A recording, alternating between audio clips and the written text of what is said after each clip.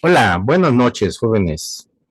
Aquí desde México, desde la Ciudad de México, pues les comparto un poquito de las técnicas precisamente cuando tratamos de revisar o hacer revisiones en fuentes conmutadas. Las fuentes conmutadas son fuentes que, como su nombre lo indica, trabajan por medio de pulsos, ¿sí? Los pulsos precisamente se generan en base a una frecuencia. En este caso, una frecuencia del orden de kilohertz, que no podemos pues escuchar, ya que el oído humano solamente puede escuchar de 20 kilohertz para abajo, ¿sí? O sea, de 20 hertz a 20 kilohertz. Y eso, la mayoría de la gente que vive en ciudades únicamente puede escuchar, bueno, lo máximo que puede escuchar es de 15,000 Hz, o sea, 15 kilohertz. Estas fuentes, por lo general, trabajan a frecuencias mayores, como les comentaba, entre los 30 y los 50 kilohertz. Son sus frecuencias de arranque. Por eso le llaman fuentes conmutadas. Y también ya no se les denomina fuentes lineales. ¿Por qué razón? Porque cuentan con un sistema de retroalimentación. Se toma por medio de este octoacoplador una muestra y por medio de este embobinado de retroalimentación que tenemos aquí, precisamente por medio de una red RC, que es esta, ¿sí? Es esta resistencia y este capacitor, se reinyecta este, una retroalimentación positiva precisamente para que cuando tenemos un voltaje de entrada mayor, esta retroalimentación hace que nuestro sistema trabaje, trabaje, trabaje diferente a como estaba trabajando, vaya. O sea que si tenemos un voltaje de 120 volts en la entrada, se va a trabajar a un cierto nivel PWM, modulación de ancho de pulso, y si ese voltaje aumenta, los ciclos de trabajo van a disminuir. Entonces va a trabajar menos, aunque trabaja a la misma frecuencia, pero los ciclos de trabajo van a durar menos y los ciclos de descanso van a durar más. En el caso de que el voltaje baje a 100 volts, voltaje de entrada, los ciclos de trabajo van a aumentar un poquito, ¿sí? Y los ciclos de descanso van a disminuir. De tal forma que la frecuencia de trabajo de la fuente, pues, pues nunca cambia, ¿verdad? Siempre está estable.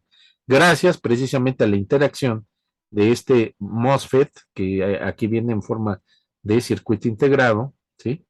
Y gracias a todo el sistema de oscilación tipo Armstrong, que constituye también este embobinado con núcleo de ferrita, que trabaja a altas frecuencias. O sea, es un chopper, ¿sí? Este mismo esquema pues se utiliza en todas las fuentes, como la que vimos anteriormente. Tiene su parte de B+, y tiene sus fuentes secundarias, donde aquí pueden salir 5, 12 volts, ¿verdad? 5 volts positivos, 12 volts positivos. En este caso, pues igual, ¿no? Tenemos su fuente de B+, ¿sí? Del cual podemos identificar pues la entrada de corriente alterna, el fusible, los diodos, el filtro pasabajos, un termistor, en este caso, es NTC, ¿sí? El capacitor de B+, y ya a partir del capacitor de B+, tenemos el MOSFET, el sistema de oscilación, junto con el primario de Chopper. Y tenemos de este lado las fuentes secundarias, de las cuales se toma una muestra por aquí, ¿sí? Por medio de un LED. Este es un optoaislador, optocoplador. El LED, pues a medida que le llega más corriente, enciende más y eso hace que conduzca mejor este fototransistor de este lado y deje pasar más corriente o menos corriente de retroalimentación precisamente al alimentar el voltaje de gate a source de este MOSFET. Todo eso pues, lo podemos ir explicando posteriormente de manera más detallada por medio de diagramas.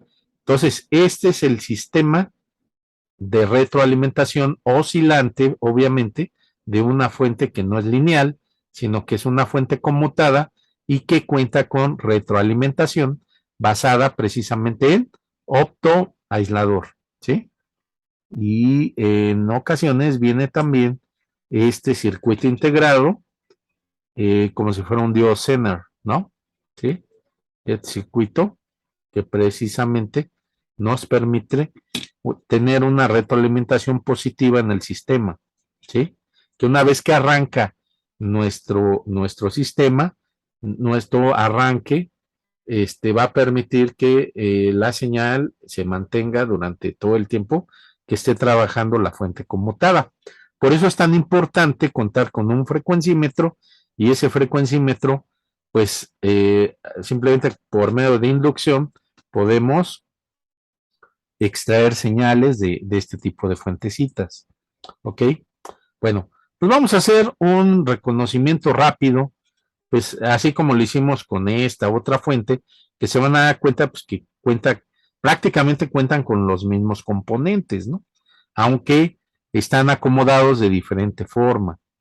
Pues tenemos nuestro capacitor de B+, aquí está el otro capacitor de B+, el chopper, aquí tenemos un chopper, tenemos nuestro circuito integrado oscilador con MOSFET, aquí pues, lo tenemos en forma de dual inline de 8 pines, ¿sí?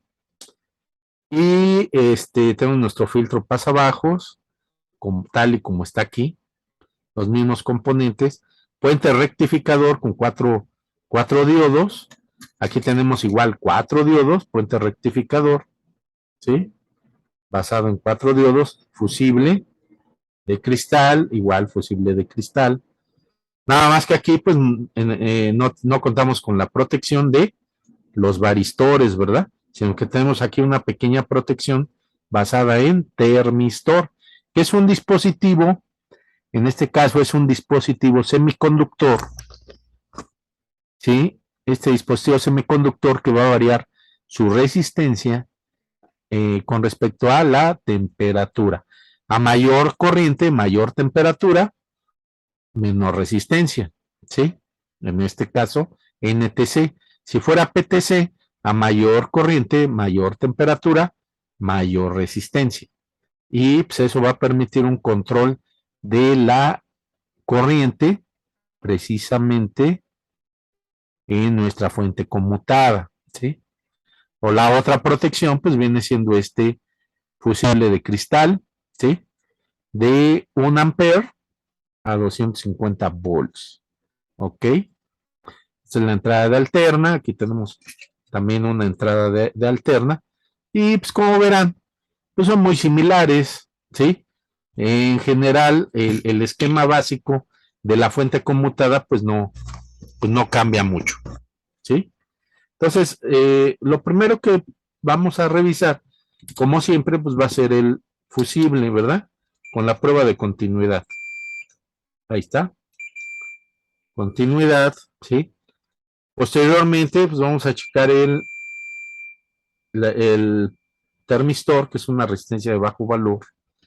Vamos a revisar también las bobinas del filtro pasabajos, ¿sí? Y posteriormente vamos a proceder a revisar pues todos los diodos, ¿no? Con la prueba de diodos, ¿sí? En polarización directa e inversa. Aquí es polarización directa, este diodo es de 553, este diodo es de 556. Este otro diodo está en 545 y al final este otro está en 553. Todos estos diodos andan entre un rango de 530 a 540 milivolts, ¿ok? Los que intervienen en el puente de diodos. Este otro diodo no interviene en el puente de diodos, pero anda en los 488. Vamos a polarizarlos inversamente y pues ninguno trae fugas, miren. O sea, nada más conducen en una sola dirección. Esta es una prueba básica que podemos hacer en este tipo de fuente así rápido, ¿sí? Y pues corre la posibilidad de que pues, esta fuente sí funcione. Vamos a revisar el capacitor por medio del capacitómetro del multímetro y aquí sí nos vamos a encontrar con un dato pues no muy bueno. 163 microfarads cuando es un capacitor de 47 microfarads. Ok, a ver aquí, vamos a checar, vamos a revisarlo. Tengo 164 microfarads, ok, 164 microfarads cuando es un capacitor de 47 microfarads a 400 volts, ok. ¿Qué debemos de hacer ahorita? Bueno, pues como no coincidió la medición con lo que está impreso en el dispositivo, entonces yo lo que recomiendo es extraer con mucho cuidado el capacitor, ¿sí?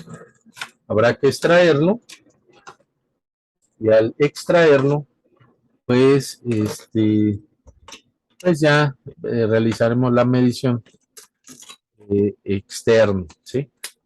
Para ello, pues vamos a utilizar el extractor de soldadura que comúnmente estamos empleando, ¿sí? Está el extractor y pues igual la técnica de siempre, ¿no? ¿Cuál es la técnica? Bueno, pues ahorita la vamos a volver a ver, vamos a replicarla. Tomamos tantita soldadura, ¿sí? Un poco de soldadura, ¿ok? Calentamos y soldamos, calentamos y soldamos. Y pues vamos a proceder a extraer la soldadura.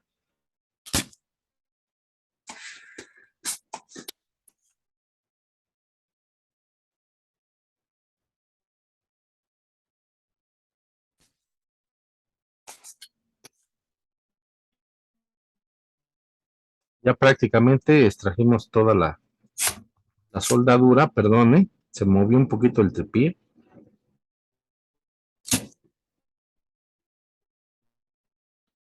Ya está.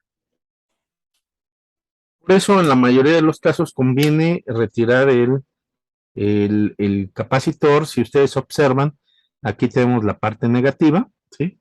Está bien polarizado, es el negativo del capacitor. Al ser electrolítico, pues viene polarizado, viene diferenciado el positivo del negativo. Entonces, pues ya nos marca aquí 44 microfarads. Ya no interviene la medición de la capacitancia con el circuito.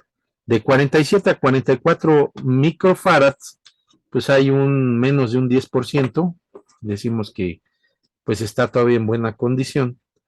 Pero lo que va a ocurrir es que este capacitor pues va a dejar pasar un poquito de ruido, ¿sí? Al no tener la capacitancia calculada, ¿sí? Pues va a dejar pasar un poquito de ruido que es manejable, ¿sí? Ese ruido se va a reflejar precisamente en el rizo de la salida de la corriente directa, del voltaje de 170 volts que aproximadamente va a alimentar el drain de este MOSFET que viene integrado en este encapsulado. Incluso podemos hacer también prueba del LED, en este caso del LED interno que tenemos, le podemos medir la caída de tensión al LED que tenemos aquí interno, ¿sí?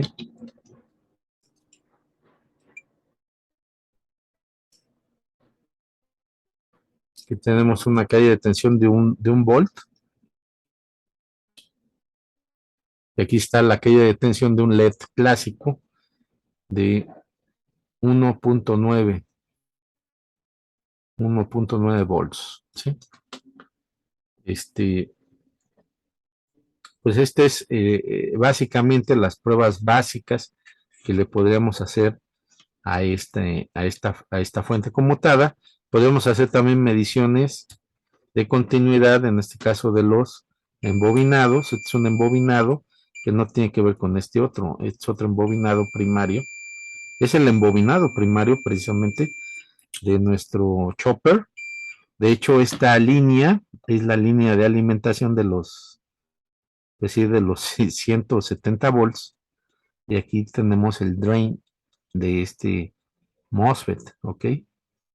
Toda esta línea es el drain. Todo esto es el drain. Eh, este puede ser el source y el gate viene siendo muy probablemente, que viene de acá del octocuplador. Entonces, pues sí, viene bien ese primario. Ahora, en las bobinas secundarias, pues podemos checar, por ejemplo, esta es una bobina secundaria que no está trabajando, pero esta sí está trabajando junto con esta, más bien. Y estas de acá. Se derivan dos voltajes, puede ser un voltaje de 5 y un voltaje de 2. Entonces aquí ya tenemos los diodos Schottky, ¿sí? Los rectificadores, los filtros y pues aquí ya tenemos las salidas de voltaje. En este caso, salidas de voltaje ya filtradas por medio de este choke, ¿no? Esta bobina choke. Y también podemos verificar, ¿no? Por medio de continuidad, ¿sí? Una bobina choke, que es parte de un filtro, puede ser un filtro L, un filtro T. Bueno, pues espero que esta información, jóvenes, pues sea valiosa, sea adecuada pues, para su aprendizaje de la electrónica, de las fuentes conmutadas. Y pues no me queda más que desearles un feliz retorno de clases y pues echarle muchas ganas este año porque pues, tenemos que atender y ver muchísimos temas. Hasta luego. No olviden suscribirse y dar like.